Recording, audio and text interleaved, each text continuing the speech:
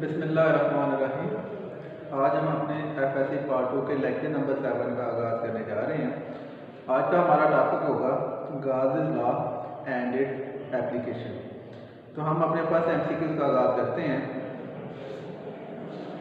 Flux through any close surface is equal to 1/ε0 time the total charge enclosed. It is a statement of Newton law, Ampere law, Gauss law या rank law.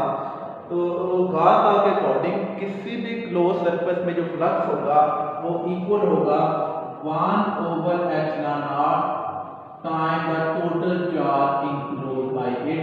तो it is a statement of Gauss law. Number C option Gauss law है वो correct होगा।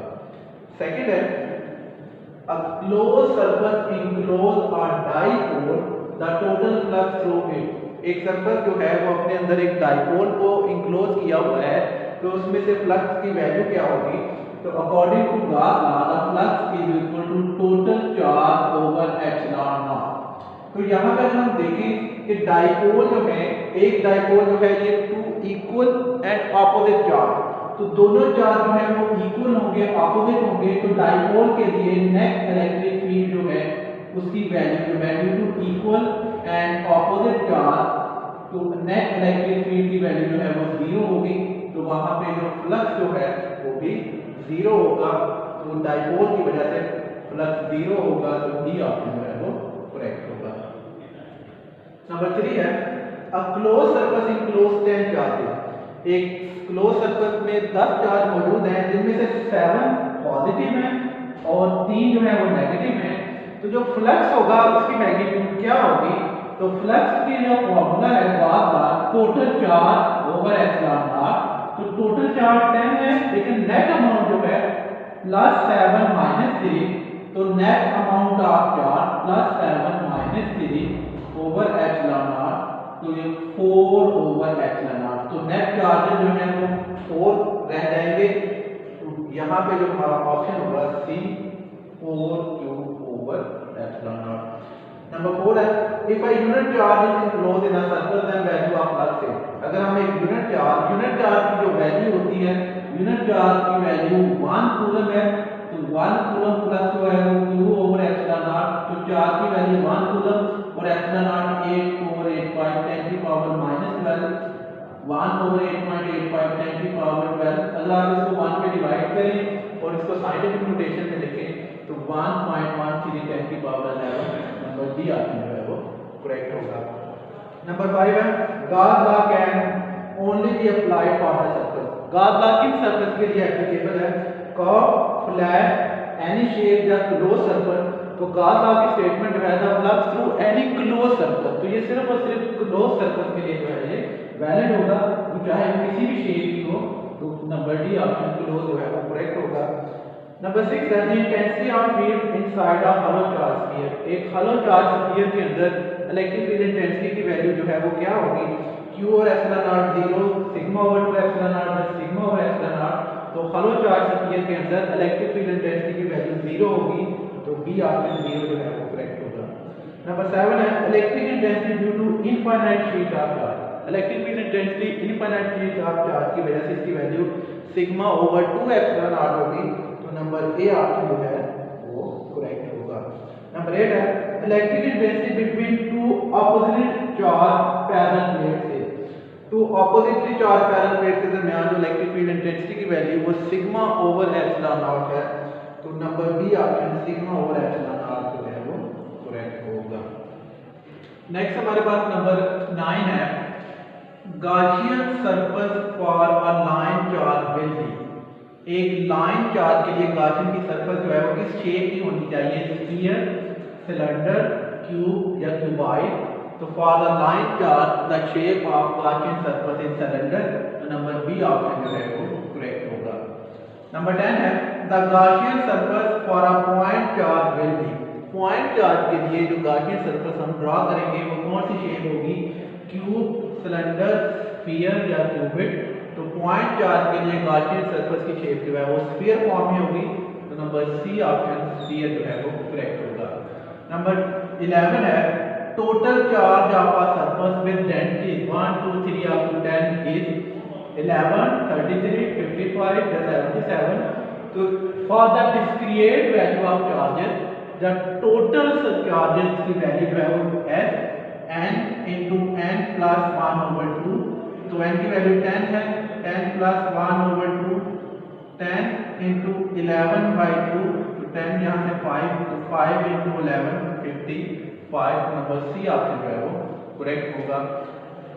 Gauss law can not be used to find the quantity. Gauss law की मदद से हम कौन सी क्वांटिटी नहीं फाइंड कर सकते? Electric field intensity, electric flux, charge या परमिटिविटी. तो गॉस लॉ की मदद से हम परमिटिविटी को फाइंड नहीं कर सकते क्योंकि परमिटिविटी एक कांस्टेंट है और हर मटेरियल की अपनी अपनी एक फिक्स परमिटिविटी होती है. तो नंबर डी ऑप्शन जो है ये करेक्ट होगा. नंबर 13 है Gauss law for magnetic field is given by. अगर हम गॉस लॉ को मैग्नेटिक फील्ड के लिए लिखें तो किस फॉर्म में लिखेंगे? Divergence of E is equal to 0, divergence of B is equal to 0, divergence of H is equal to 0 या divergence of D is equal to 0.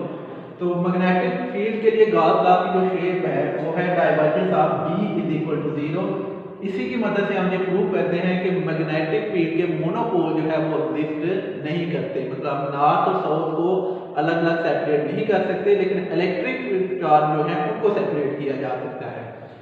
Number 14 है the electric charge enclosed by the Gaussian surface is 0, 1 minimum या maximum. एक Gaussian surface के अंदर electric charge की value क्या होगी? तो गॉसियन सरफेस जो है वो हम उस पॉइंट पे ड्रॉ करते हैं जहां पे हम इलेक्ट्रिक फील्ड इंटेंसिटी को कैलकुलेट करना चाहते हैं. तो जरूरी नहीं है कि गॉसियन सरफेस के अंदर जो है वो चार्ज इनक्लोज हो. तो गॉसियन सरफेस के अंदर चार्ज की वैल्यू है वो 0 भी हो सकती है. नंबर ए ऑप्शन जो है वो करेक्ट होगा. नंबर 15 है for Gauss law point charge in close surface must be distributed. Gauss law के लिए जो पॉइंट चार्ज है उनकी डिस्ट्रीब्यूशन क्या होनी चाहिए? इन लाइन, रेशनल, सीक्वेंशियली या आर्बिट्रेरी. तो for the Gauss law point charge in close surface जो है वो आर्बिट्रेरीली डिस्ट्रीब्यूट होते हैं. तो नंबर डी आपकी जो है वो करेक्ट होगा. नंबर 16 है Gauss law is used to calculate. Gauss law की मदद से हम क्या चीज फाइंड करते हैं? Number 1 electric field, electric charge, electric intensity या इलेक्ट्रिक फील्ड लाइन. तो गॉस लॉ जो है ये इलेक्ट्रिक फील्ड इंटेंसिटी E की वैल्यू को फाइंड करने के लिए यूज किया जाता है. तो नंबर सी ऑप्शन जो है इलेक्ट्रिक इंटेंसिटी करेक्ट होगा. नंबर 17 है field line parallel to the side of a box will have flux that is. वो फील्ड लाइन जो बॉक्स की साइड के पैरेलल होती हैं उनकी वजह से फ्लक्स की वैल्यू क्या होगी? 1 मिनिमम, 0 या मैक्सिमम.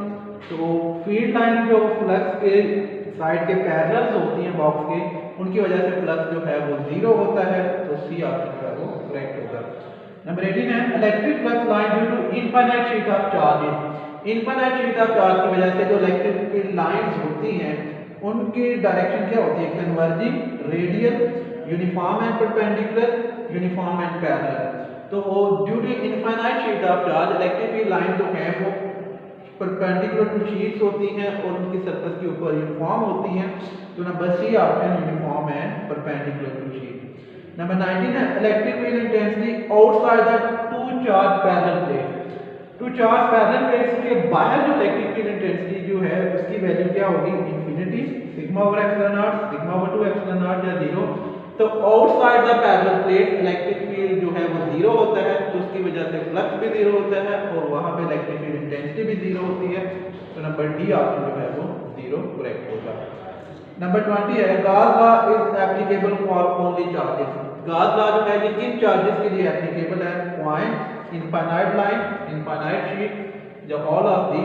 तो गॉस लॉ जो है वो तमाम पॉइंट चार्ज के लिए एप्लीकेबल है. तो नंबर डी ऑप्शन जो है वो करेक्ट होगा.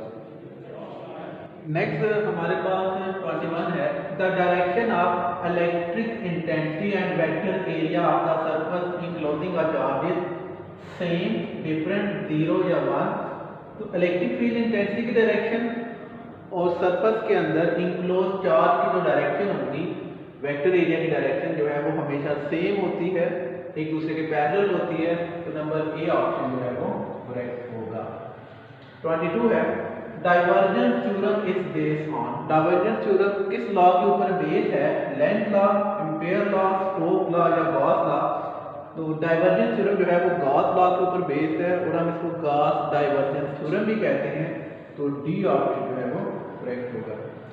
नंबर 23 है Gauss law can be evaluated in which coordinate system, किस कोऑर्डिनेट सिस्टम के अंदर गॉस लॉ जो है वो इवैल्यूएट किया जाएगा, कार्टेशियन, सिलेंडर, स्फेरिकल या डिपेंड ऑन गॉसियन सर्कल। तो गॉस लॉ जो है वो गॉसियन सर्कल के ऊपर डिपेंड करता है और गॉसियन सर्कल के अकॉर्डिंग ही हम कोऑर्डिनेट सिस्टम जो है वो सिलेक्ट करते हैं। तो गॉस लॉ जो है वो डिपेंड करता है गॉसियन सर्कल के ऊपर, तो नंबर डी ऑप्शन जो है वो करेक्ट होगा। नंबर 24 है which law can be derive from the Gauss law, Gauss law की मदद से आप कौन सा लॉ जो है वो डिराइव कर सकते हैं, ampere law, Faraday law, coulomb law या ओम लॉ। तो कूलम लॉ को जो है वो गॉस लॉ की मदद से डिराइव किया जा सकता है, तो number C option coulomb law जो है वो करेक्ट होगा। नंबर 25 है if radius of sphere is half then the value of flux y will be, अगर हम स्फीयर के रेडियस को हाफ कर दें तो फ्लक्स की वैल्यू पे क्या फर्क पड़ेगा, तो फ्लक्स जो है वो डिपेंड करता है चार्ज ओवर मीडियम।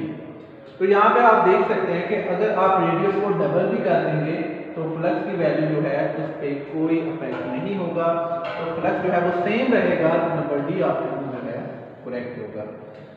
नंबर 26 है determine the electric field if 1969 nano coulomb charge enclose in a sphere of radius 0.333 metre. तो अगर आपको चार्ज की वैल्यू दी जाए और रेडियस की वैल्यू दी जाए और आपको कहा जाए कि इलेक्ट्रिक फील्ड ई फाइंड करें, तो according to Gauss law phi is equal to q over epsilon naught and also flux is equal to electric field intensity into area। अगर हम दोनों को कंपेयर करें तो EA is equal to q over epsilon naught।